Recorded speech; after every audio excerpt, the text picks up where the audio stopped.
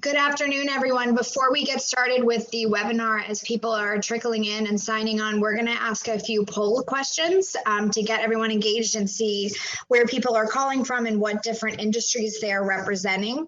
So you will see a poll question pop up on your screen, and we have 2 or 3, so you should see that first one now. So feel free to go in and answer those.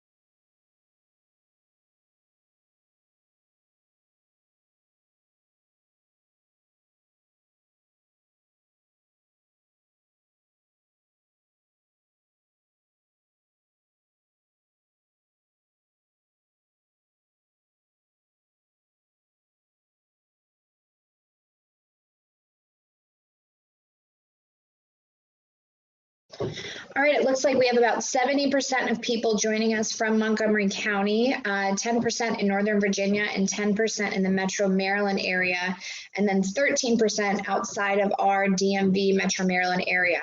We're going to go ahead and answer or ask the second poll question. So you'll have a new question pop up on your screen as to what industry sector you're coming to us from.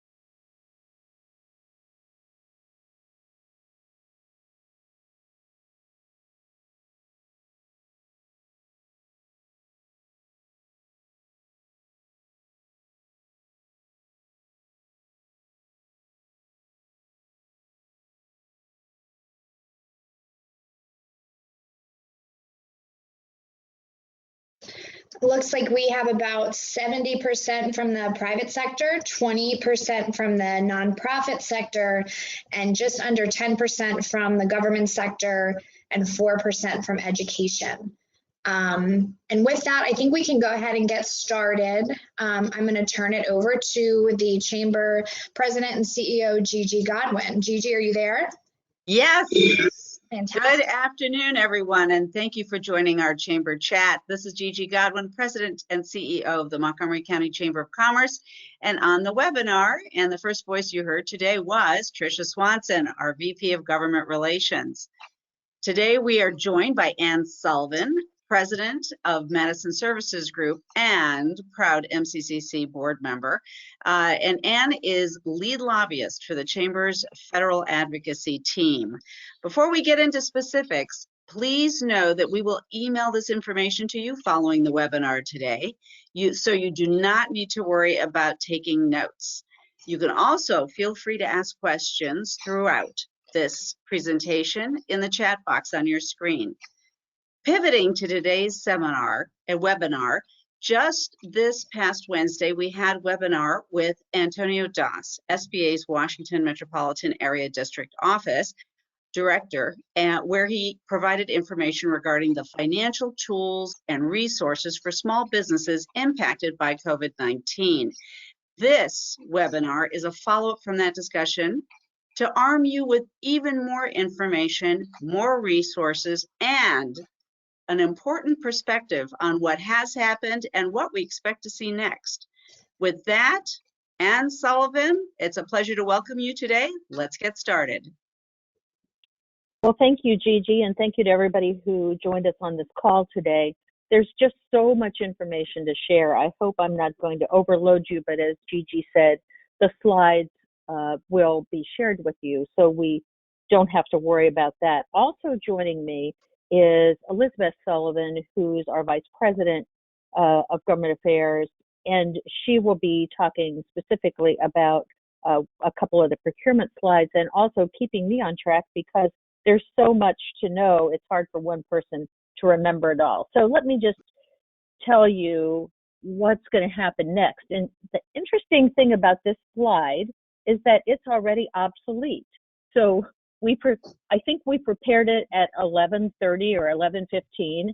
And what do you know, Nancy Pelosi, I'm sorry, I shouldn't informally call her Nancy Pelosi, I should call her the speaker, said, the infrastructure bill is now going to be in the 5th bill, which will be a stimulus response. So what I told you in this slide is going to be the 4th bill, will actually be the 5th bill.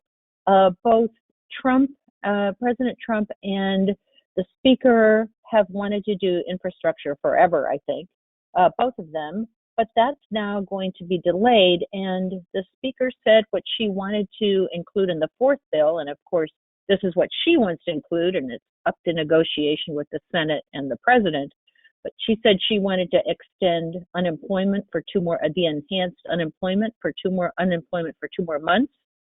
They see the demand for small business loans that Antonio talked about in the previous webinar, that they just don't have enough money set aside for it, so they want to increase that amount. And there's a third thing that I'm escaping right now because I'm thinking about this. I'll come back to it. Unemployment. But I said unemployment. I said there's one other thing, Lizzie, if you can just look in my note. Anyhow, so that's what she wants to continue to do. I know what it is. Individual payments. So right now it's 1,200. People are going to get 1,200. Individuals are in the mail, and the speaker is saying that she wants to give another round of funding to individuals on top of the 1,200 that was set aside in the previous bill. So that's the latest. Tax incentives is something that we have listed on this slide. That was going to be in the 4th bill. I don't know if that will be in the 4th bill or the 5th bill. What I mean by tax incentives is business tax incentives. So President Trump's talked about bring back the business entertainment and meal deduction, because he feels that would help stimulate that industry. There are a lot of other tax ideas about how you can incentivize and help businesses during this time through the tax code. So that's definitely on the table until it's off the table. The second concern that everybody's had is, this is like 1/10 of the economy, I think, the amount that's being poured into it. How are we going to manage $2 trillion being well spent? And so the speaker's answer to that is a creation of the House Select Committee on the Coronavirus Crises. It's going to be chaired by Representative Clyburn from South Carolina, very prominent Democrat. And that committee is going to have subpoena powers. It's going to have a lot of power to do oversight on all this money that's getting poured out through the government. So look to that to be a new enforcement mechanism, and it's an oversight that's probably desperately needed. There's also going to be more agency guidance. So for federal contractors, the key to what do your contracts look like is really dependent on what each agency publishes as its guidance, and then follow up with your contracting officer. So that's what's coming next. But let's talk about what just happened, and it's hard to believe that it only happened last week, the last bill. It seems like forever ago. Tricia, next slide.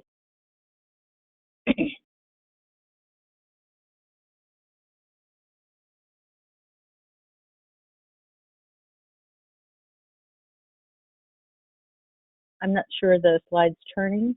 And that's okay. Yeah. We're on legislation Should I overview. just keep? Yep, go ahead. Okay. So there were 3 bills that became law in March, and they all 3 have been a lot of things, a lot of business important programs, requirements, and changes that you need to be aware of. Next slide. I'm going to tell you first that there's also a lot of opportunity that you need to be aware of. So if you are a government contractor or you're in the supply chain, which a whole lot of Montgomery County is somehow affected by the supply chain of government contracting, just be aware of I just want you to see the amount of money that's being poured into agencies. Department of Education, $30 billion. 12.7 for HHS, and that's especially important in Montgomery County. 2.2 billion in Veterans Affairs. The Department of Energy's science is 99.5 million. Homeland Security got 44 million. The Social Security Administration, which is in Maryland, 25 million. 17 million for the Department of Interior, and 16 million additional for the Department of Transportation. That's just a little flavor of how much money is going through the bill. I want to say, to be very clear, this is all new money. This is not coming out of an existing budget. This is not coming out of any other programs. It's not being repurposed. It's new money. Next slide. The first bill that was passed really dealt with sick and family leave requirements for employers. And you probably are aware of these, but I just want to make sure that we go over them again. First of all, anybody under 500 employees has to give 2 weeks of paid sick leave to employees who are sick from the coronavirus, taking care of someone who has the virus, or are taking care of children whose daycare and schools have been canceled, which is pretty much everybody who has a child.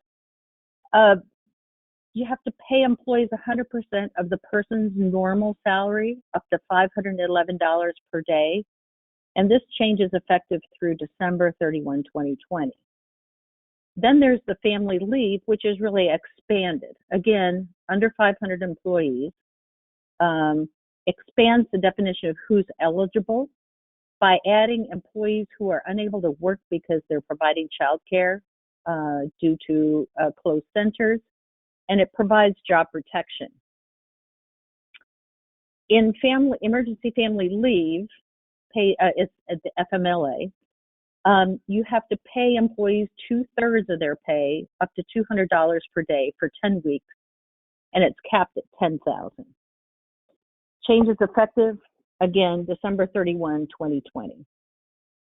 The exemption on job protection for employers with fewer than 25 employees in situations in which the employee's position no longer exists due to economic conditions or other changes in the employer's operating conditions. So there is an exemption. How are you supposed to pay for this? Well, employers can get 100% quarterly payroll tax credit to cover these expenses. There is a lengthy guidance for this in the Department of Labor's FAQ, which addresses specific questions for employers. We have that link up, and make sure you go to that, because it's an important part of this whole coronavirus response. Next slide. So I'm going to turn this over to Elizabeth to talk a little bit about the relief for government contractors. Thanks, Ann. So included in the last passed bill in the CARES Act, there was one provision to provide relief for federal contractors. And before I delve into that, I just want to say thank you to anyone on the webinar that signed on to a letter that MCCC had circulated and had as an action alert that had more relief for federal contractors and a bunch of suggestions. Those we are looking to get into the 4th and 5th bills. So again, thank you for those efforts. We really appreciate you adding your voice. This section is 3610, and what it does is it addresses an issue that arose as a result of a memo that came out from DoD to the Defense Industrial Base saying, look, contractors, if you're part of the critical infrastructure as defined under DHS, we need you to keep working. You have a special obligation to keep going. And that has caused a lot of issues because basically contractors who cannot telework and have to physically go and do their work on site, really should be able to stay home if they're sick. There shouldn't be a ton of people at that site. So this section addresses that. And so what it does is it tells agencies, you need to pay your contractors who cannot come to work, who have to be at a physical site and cannot telework until this pandemic is over. So really, it would keep the Defense Industrial Base in a ready state. I know, for example, we have heard from multiple contractors saying, there are a lot of people at SCIFs trying to get their hours in. There's no social distancing there. We've heard from small contractors concerned about keeping their employees employed for them. I know it's challenging a lot of times to find employees with certain security clearances, and that's a huge process. So losing those employees would be a problem both for the employees, the employers, but also for being able to serve their federal customers. DoD, as a result, has issued a memo. It's not guidance, but a memo on March 30th, acknowledging this provision in the recently passed law, reiterating the importance of ensuring the health and viability of the Defense Industrial Base. And I know that the Chamber is working on a letter to send to the Office of Management and Budget, just saying it's really important for agency-wide for this to be coordinated across the government so that agencies are empowered to use this new authority to pay contractors and to keep employees safe. If you could go to the next slide. We just wanted to highlight some federal agency guidance that has come out for contractors. There's a lot, and we're going to give you the sites to keep track of in order to stay on top of that. But as I mentioned, OMB has been issuing memos government-wide saying, there should be flexibility and extensions to performance dates. There should also be a utilization of technology whenever possible to continue mission and the work that contractors need to do, and also that agencies should communicate with customers regarding delaying transactions that are not time critical. DoD has issued a couple memos as well. One is the one I referenced, that's the second bullet around the Defense Industrial Base, essential critical infrastructure workforce. And the second one to note is a class deviation around progress payment rates. This is for my contractors on the call in the weeds. But it changed a DFARS clause and increased progress payment rates to 90% for large businesses and 95% for small businesses. GSA has also issued guidance, and so has SBA, and there's a lot of, if you go on the next slide, FAQs along with that guidance. So I would encourage you to go to either acquisition.gov/coronavirus, or actually GSA couldn't fit all of the guidance on one page. So it's also at the second link, which I know we're going to send out these slides under their policy library. And then our team, for the Chamber has created a blog where we're trying to keep all this guidance updated. So just know this guidance will continue, as Ann mentioned in the beginning of the presentation, to come out. So if you're a federal contractor, you need to pay attention to that. And all of the lawyers that are part of the Chamber have told us to make sure that you are documenting everything you do for when the guidance changes. If you go to the next slide, Ann is going to delve a little more into what was included around taxes and rebates. There were a lot of tax changes. And I every business lives and dies by taxes. So I'm just going to walk through some of these. These slides are very dense for a reason, because we're going to distribute them to you. So we want to make sure. But basically, there was so much emphasis on trying to entice employers or require them to retain employees. So the first thing is an employee retention credit. It establishes a refundable credit against employer payroll and for employers that are hurt by the coronavirus, but retain their employees. You'll see the credit is 50% of eligible employee wages paid after March 12 and before January 21, 2021. And it provides as much as $10,000 of compensation, including health benefits. Employers could receive a credit if the government order is related to the pandemic and they have to partially or fully suspend operations, or if their gross receipts have declined. And for tax-exempt organizations, there are alternate rules that will apply to you. Employers with more than 100 full-time employees in 2019 will receive credits for wages paid to employees while they aren't providing services. Employers with fewer employees would receive credit for wages paid while operations are suspended. Employers, though, they're pretty clear in all of this tax policy that if you get an SBA loan or, take advantage of the Paycheck Protection Act, any of those, you can't double dip basically and also claim this. So it's kind of one or the other for smaller firms that are taking advantage of those programs. Employers can't use the credit for wages either if they receive a credit under the Work Opportunity Tax Credit or a paid leave credit that they've already, that they would already take.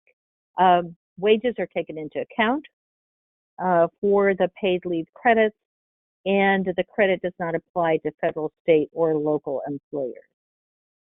Let's go to the next slide.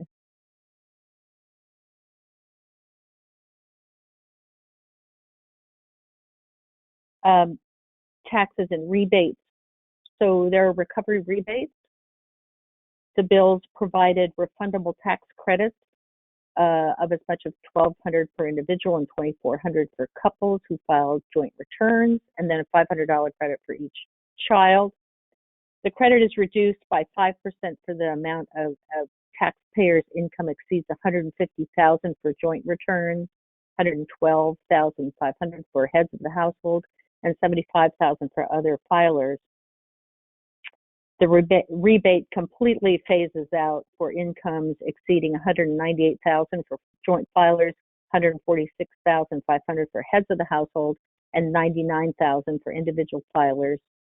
The rebate is based on 2019 taxes, or for individuals who haven't filed against their 2018 taxes or their Social Security statement.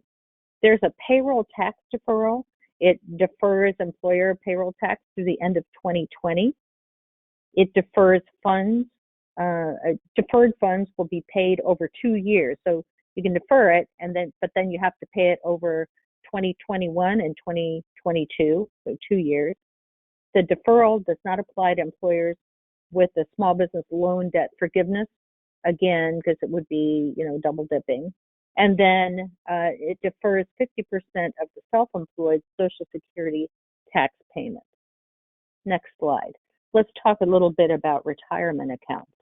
So they really eased up retirement accounts when you can use them. So individuals can withdraw as much as $100,000 from their retirement accounts in 2020 without being subject to a 10% penalty. And that's very different from what it is today or previously. Funds can be treated as a tax-exempt rollover contribution if repaid in the next 3 years. If the funds are not repaid, they'd be taxed as income over the next 3 years. I go through more of this, but just know the rules have really been loosened, and you'll be able to see in the slide, but it's definitely something to check into if you feel like you could use some of this money to sustain your income. The next slide is, let's talk a little bit about health coverage. So health, with respect to testing, health insurers have to reimburse providers for all coronavirus testing and related visits. It expands the types of lab tests that will be fully covered by insurance. And I know in the news right now, there are some pretty innovative solutions being developed with respect to vaccines. If a vaccine for coronavirus is up and running, the health insurers have to cover the vaccines and other services intended to prevent COVID-19 without any cost sharing.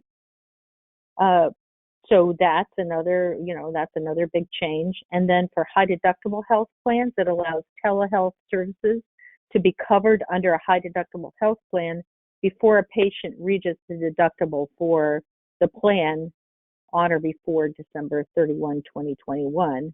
And lastly, if you have a spending account, a health savings account, it permanently allows health saving accounts to be used for medicine without a prescription. That's a big change as well. Next slide. I just want to recap a little bit of what was covered with Antonio. I feel like you can't say this enough. Just the small business loan programs. By the way, they're going live today, but small businesses have told me that they can't, the SBA website won't accept their applications. And so they've had much more luck going through the Treasury website, which also has the application online. So you might want to check both if you're trying to apply. First of all, the Paycheck Protection Program, it's for businesses that have 500 employees or less, nonprofits that are 501c3s, not 6s or 4s, 3s, the self-employed, startups, and cooperatives, basically any business. I mean, it was the intent of the Senate when they put this in place. It has a forgiveness component, and it keeps, but that's dependent on you keeping employees on the payroll. And as we said, the application is live today. There are also economic injury disaster loans and loans advances. So this is a loan that's a grant, is the only way I can describe this to you, which is the economic injury disaster loan provides small businesses with working capital up to $2 million. That's the loan part. If you want a $10,000 loan advance within 3 days, and there's a lot of interest in this just to try to cover bills, you have to apply as if it's a loan, but then they'll forgive it. So it's a loan and a grant all at the same time. So the process is loan-like for $10,000 advance, but it actually is going to be a grant because it will be forgiven. Debt relief, that's for existing borrowers. So there's people that have had 7A loans or SBA borrowers who have very different terms than what just came in under these bills. So basically it's saying that SBA will pay the principal and interest for the next 6 months on SBA-backed loans. I know a person who was exactly in that spot. She applied a couple of months ago before the coronavirus hit for an SBA loan. It was granted to her this week, but they said, hey, by the way, because of this new law, we are now paying the interest and principal for the first 6 months. So SBA is adjusting things for existing borrowers or people that were in the system. And then the last thing you can take advantage of is Express Bridge Loan. Those are expedited loans up to $25,000. That is in their existing portfolio, but available to you.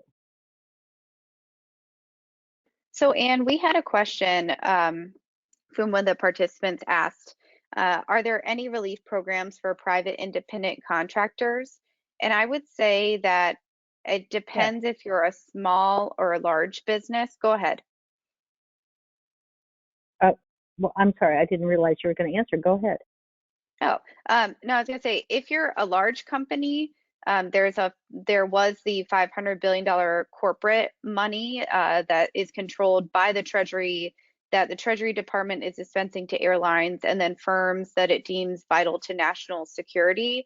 But if you're a small business, you can take care, if you're not a federal contractor, if you're any small business, you can take advantage of those programs that Ann just talked about. And one question that has come up from some of our members, and it's kind of a broad question, when they have different salary caps in legislation, like the $100,000 one, is that just a base salary, or is that salary and benefits included? That's something that you actually have. I think you have to actually go through the application to figure out, which I haven't done because I'm not applying. That's something that I think SBA will explain as you go through the process. The law was not clear, but what I think the intent was is it was 100,000 base salary. That was, I think, the intent of the Congress. Got it. Okay. Mm-hmm.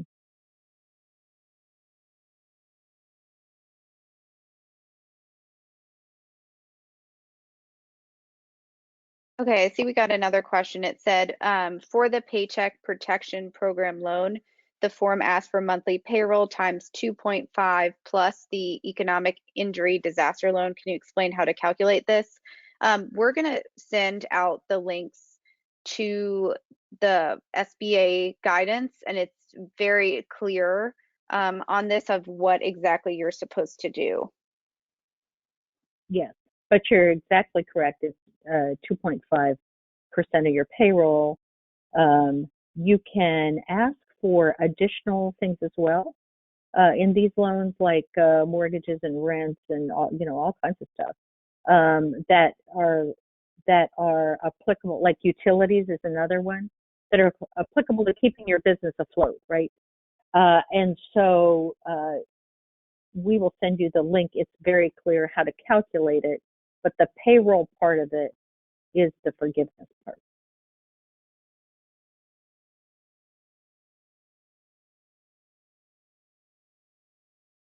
Were there any more questions that we had? I also want to be clear that the things that I went over above before this last slide is applicable to all businesses. It's not focused just on small business. Like all those tax, the tax changes and the health account changes, all that is applicable to all businesses, not just small business. And we have another question that says, would I have to apply for the emergency disaster loan before I could qualify for the $10,000 grant? So they're referencing the economic injury disaster loan and loan advance that you get up to 10,000 within 3 days that ends up being forgivable. So do you have to apply for the other emergency disaster loan first, or how does that work? Well, I actually went to SBA.gov and it separated those out. It's pretty clear to you. It'll be pretty clear to you which one you need to apply for and how to apply. So don't think you have to apply for the disaster one first. There's a separate link that is all about the advance and the Paycheck Protection Act or program.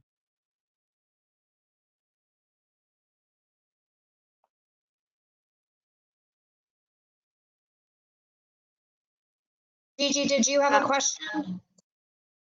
Yes, thank you. And thank you, Ann and Lizzie. This is very helpful. We're always looking for how do we position ourselves for this next round of changes? And you referenced them at the beginning, Ann. But what we found to be very helpful is our business community, our members, have been very vocal, in a very helpful way to tell us where their pain points are. And so it's helpful for us to hear from you and Lizzie the kind of information that would best inform our next wave of advocacy at the federal level. So let me just say, we don't do any of this in a vacuum. This is all about what we work on behalf of the chamber is what we hear from the chamber's members, right? So it's really important that you keep the chamber abreast of what's working, what isn't working. Did you wake up in the middle of the night and have a brilliant idea about how to stimulate your particular industry back to, health, well, share that. Because even though it's not refined, there are nuggets of truth everywhere. The other thing I would say is that the chamber is really close to its congressional delegation. And so we're in constant contact with them. So is the chamber. So when you have and offer ideas or problems that need some fixing, we're communicating that with them. And so I can't stress enough how important it is, especially during this kind of really unusual time, to keep in touch with the organization that has its congressional delegation's ear. It's really helpful.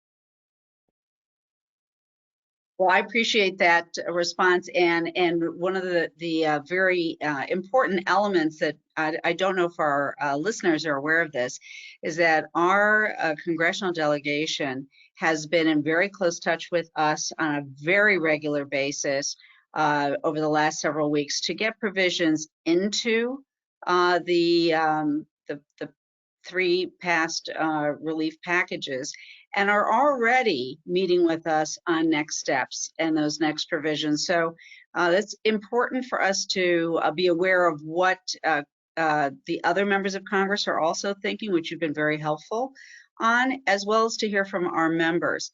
And the other thing we're working on very closely is how do you put the puzzle pieces together? Because the federal piece, the state, and the county, since the chamber works on all three levels, and our county and state work led by Tricia Swanson, explaining to them, our county and our state decision makers, the importance of making sure that their decisions fit well, like puzzle pieces, into the solutions our businesses need.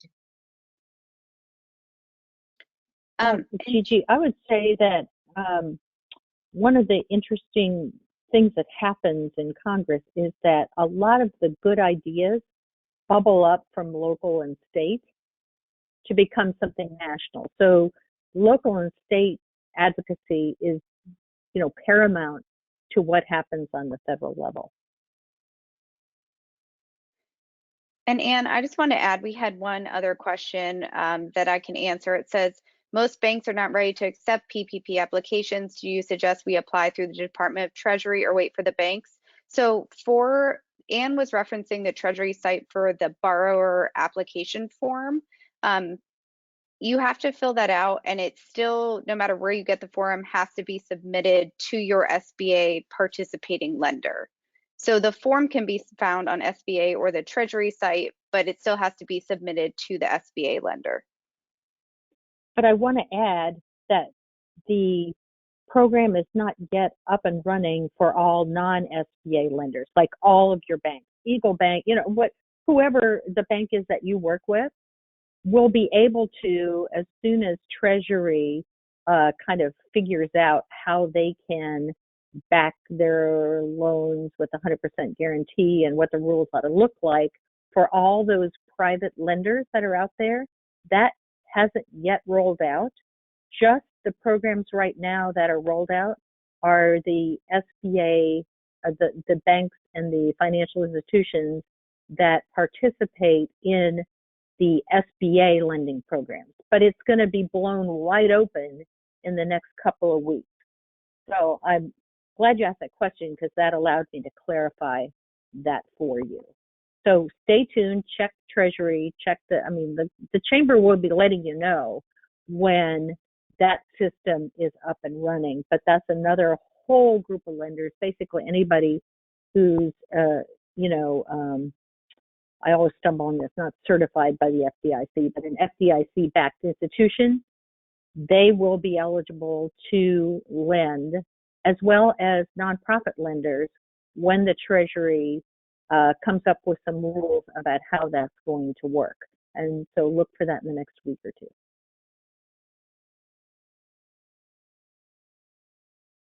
All right, well, I think we can go ahead and wrap it up. Gigi, did you want to close us out? Yes, I'd love to do that. And I want to say thank you to Ann and Lizzie of Madison Services. What a great discussion and what incredibly important information updated by you as always in real time this morning. Thank you. And for our listeners and participants today, just a reminder that you will get an email with all the information we discussed today. We'll also provide the Chamber's contact information. You see some of this on the screen right now. And of course, we have it posted. We'll be sending it out to you as well. And we want you to tune in again next week, same time, same station. We'll send out information to you. We are working on our next topic, but it will be about advocacy, and that's our Friday Chamber Chat space. So stay in touch, stay engaged, stay on our social media, and we will be getting information out to you. But again, thank you, Ann and Lizzie of Madison Services, and Tricia Swanson, our VP of Government Relations, and our Director of Communications and all things media and marketing, Alexis Reed, for her work in taking all this information and getting it up there so that you all can use it. Thanks so much.